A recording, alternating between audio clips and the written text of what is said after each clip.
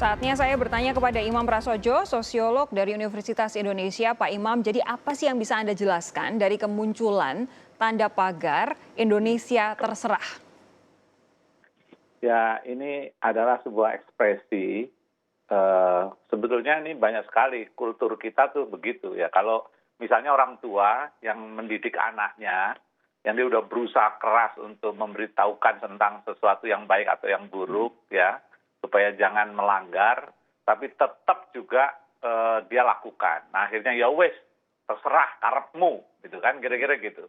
Jadi itu ekspresi sebuah kekecewaan, eh, ekspresi ketidakpercayaan juga, ya. Jadi apa namanya, menjadi sikap akhirnya ya acuh tak acuh sebetulnya. Jadi bisa menjadi civil disobedience. Jadi hati-hati ya terhadap apa namanya, situasi seperti ini yang menciptakan hal seperti itu kepada tenaga medis.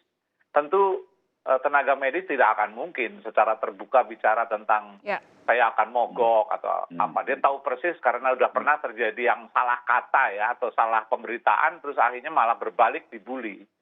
Nah tapi ini kita harus paham ya psikologisnya para tenaga medis yang sudah berjuang mati-matian terus tidak direspon dengan proporsional gitu di luar.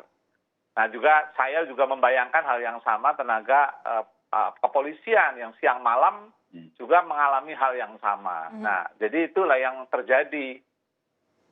Tapi begini, tadi Anda sempat menyebutkan bahwa ini bisa jadi sebuah bentuk kekecewaan dan juga rasa tidak percaya. Kekecewaan dan rasa tidak percaya ini ditujukannya kepada siapa? Ya, the whole system ya.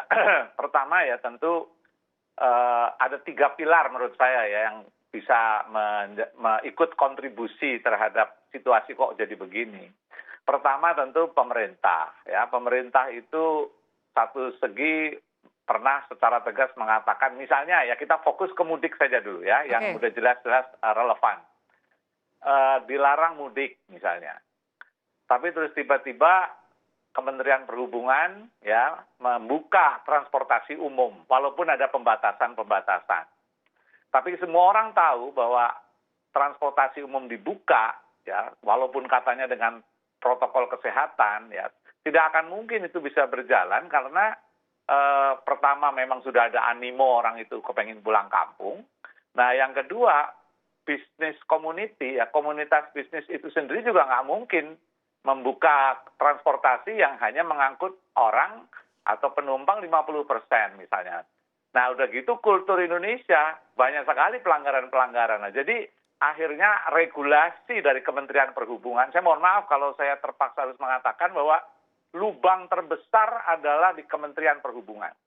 Nah terus yang kedua adalah bisnis transportasi ya. Tentu bisnis transportasi memanfaatkan situasi seperti ini. Karena tentu mereka juga bukan lembaga yang sekarang tidak merugi. Semua di sini situasi seperti ini merugi. Nah tentu dengan pembatasan-pembatasan yang tadi ya harus ada physical distancing dan sebagainya, tentu akan merugikan mereka. Oleh karena itu sangat mungkin menjadi upaya-upaya untuk melakukan kreativitas negatif. Ya artinya jadi akhirnya tidak ada physical distancing yang ketat. Nah, pada saat yang sama masyarakat, tadinya saya mengatakan begini, mungkin masyarakat yang tidak ada pilihan, dia harus pulang karena di di kota dia sudah tidak punya ongkos. Tapi kemarin dengan peristiwa yang terjadi di Soekarno-Hatta, orang berjubel seperti itu. Apa iya itu orang-orang yang karena tugas? Apa iya orang-orang itu karena orang tuanya sakit atau meninggal? Nah jadi kekecewaan yang kumulatif seperti itu yang dirasakan oleh tenaga medis, nah saya menduga mereka ya sudah daripada saya menunjuk secara belak-belakan nanti malah menimbulkan salah paham, ya terserah lah sudah. Kira-kira gitu loh. Baik, Dr. Debrina, jadi betul pernyataan dari Pak Imam, Anda setuju tidak kalau kemudian ini sebagai salah satu bentuk kekecewaan dan juga rasa tidak percaya? Rasa kekecewaan dan tidak percaya itu betul. Karena lagi-lagi saya harus tekankan di sini, kalau kami tenaga medis yang langsung turun ke lapangan untuk menangani pasien itu, kita hanya penjaga gawang gitu, yang tadi saya tekankan kan. Kita tuh hanya meminimalisirkan apa yang sudah terjadi, pasien yang sakit kita usahakan untuk sembuhkan, untuk selamatkan. Tapi yang lebih berperan penting secara langsung kayak jadi strikernya gitu dalam memutuskan penyebaran virus ini adalah masyarakat dengan cara social distancing.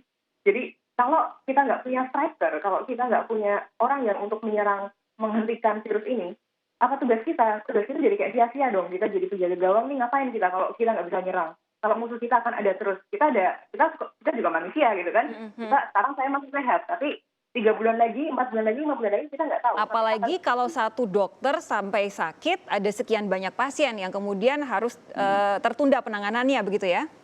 Betul sekali. Saya ingat sekali ada yang pernah bilang ke saya, yang jangan pernah kita mencoba jadi superhero. Superhero itu artinya pahlawan yang lebih gitu ya, super kan? Karena superhero yang jatuh, superhero yang sakit akan membunuh lebih banyak orang daripada orang biasa.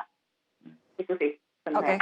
Oke, nanti akan saya tanyakan kepada Bung Abed soal tadi pernyataannya Pak Imam Prasojo, walaupun disampaikan dengan awalan kata maaf, tapi ini jadi sesuatu yang sangat-sangat menarik untuk kemudian didiskusikan bahwa lubang besarnya sebenarnya ada di area perhubungan. Betul atau tidak, sesaat lagi jangan kemana-mana saudara, kami akan segera kembali.